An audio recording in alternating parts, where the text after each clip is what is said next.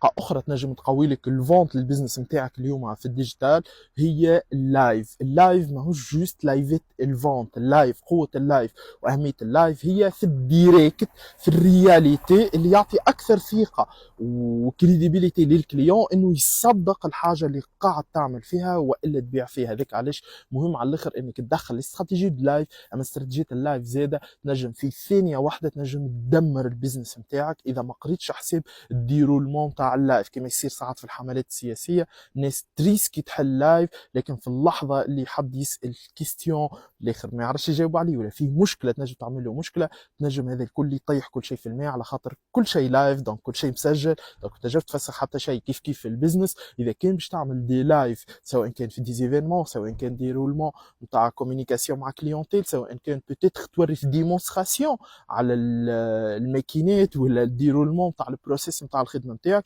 يلزم تستي ديرولمون قبل. وبالطبيعه يلزم يكون عندك ان كونسيي ماركتينغ ولا حد في الكوميونيكاسيون باش يقول لك شنو تقول وشنو تخلي، شنو توري وشنو ما توريش، على خاطر زادك توري الحاجات.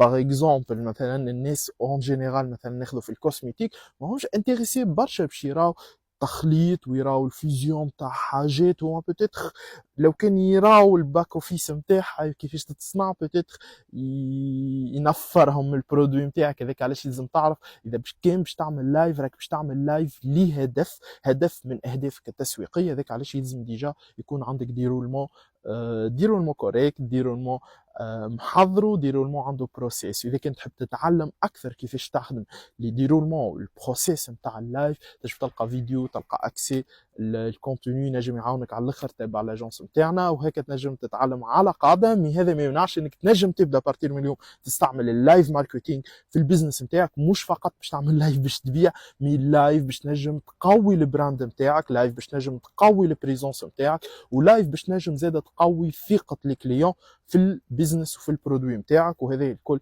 نجم يصير افيك ان بروسيس بيان ديتيرميني في الماركتينغ ديجيتال، وهذا يعاونك باش تقوي الشيفر دافير نتاعك من غير ما تقعد تريكروتي اكثر عباد ولا تصرف اكثر فلوس.